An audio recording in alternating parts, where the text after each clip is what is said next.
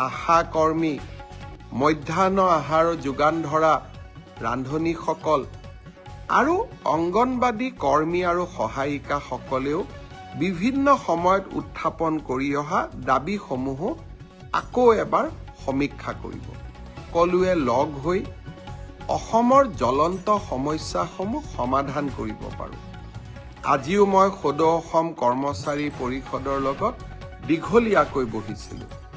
ৰাজ্যৰ fix pay, casual কৰ্মচাৰীসকলে ভোগ কৰি থকা বিভিন্ন অসুবিধাৰ কথা তেওঁলোকে মোৰ দৃষ্টিগোচৰ কৰিছিল।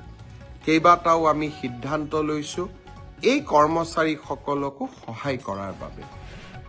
আৰু খুব সোনকালে অন্ততঃ অসমৰ চৰকাৰী হস্পিটালসমূহত আমাৰ কৰ্মচাৰীসকলক সম্পূৰ্ণ কেছলেছ ট্ৰিটমেণ্ট কৰাৰ বাবে, অৰ্থাৎ টকা দিব নালাগে, মাত্ৰ কাৰ্ডখন দেখুৱাই স্বাস্থ্যসন্মত স্বাস্থ্যৰ পৰীক্ষা কৰিব পাৰিব, চিকিৎসা ল'ব পাৰিব, যাক কেছলেছ ট্ৰিটমেণ্ট বুলি কয়। ৰাজ্যৰ চৰকাৰী কৰ্মচাৰীসকলৰ কাৰণে এই কেছলেছ ট্ৰিটমেণ্টৰ ব্যৱস্থা আমি চৰকাৰী হস্পিটালসমূহত প্ৰণয়ন কৰাৰ বাবে আমি সিদ্ধান্ত লৈছোঁ। আজি কৰ্মচাৰী পৰিষদৰ লগত কথা পাতি এই সিদ্ধান্তসমূহ লোৱা হৈছে।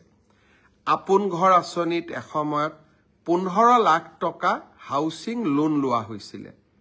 এতিয়া বহুত কৰ্মচাৰীয়ে বিচাৰিছে যে আপোনালোকে যিহেতু নতুনকৈ 30 লাখ টকাকৈ ঋণ দিয়াৰ ব্যৱস্থা কৰিছে, আপোন ঘৰত আমিও ঋণ ল'ব পৰা ক্ষমতা আৰু 15 লাখ টকালৈকে বৃদ্ধি কৰি দিয়ক। অৰ্থাৎ পুৰণা নতুন সকলোৱে আপোন ঘৰ আঁচনিৰ জৰিয়তে 30 লাখ টকাকৈ গৃহ ঋণ ল'ব পাৰিব। আজি এই দাবীটো আমি সন্মতি প্ৰকাশ কৰিছোঁ।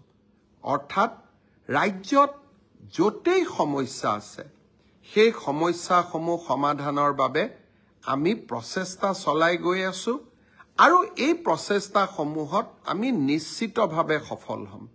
মাত্ৰ অকণমান আমাক সময় দিব। 5টা বছৰত ইমান কাম কৰা সম্ভৱ নহয়। তথাপিতো সম্ভৱ আৰু অসম্ভৱৰ দেওনাক অতিক্ৰম কৰি যিমান পাৰোঁ প্ৰতিটো পল, প্ৰতিটো ক্ষণ অসমৰ ৰাইজৰ বাবে কাম কৰাৰ বাবে আমি সকলোৱে প্ৰচেষ্টা কৰি আছোঁ। আপোনালোকে আশীৰ্বাদ কৰিব। আজিৰ ব্ৰডকাষ্টত আৰু বহুত কথা কম বুলি ভাবিছিলোঁ, কিন্তু মাঘ বিহুৰ আগতে বহুত কথা ক'লে আমাৰ মনতো নাথাকিব। গতিকে মাঘ বিহুৰ পিছত আকৌ এটা নতুন ব্ৰডকাষ্টত আৰু কেইবাটাও খবৰ দিবৰ বাবে যত্ন কৰিম।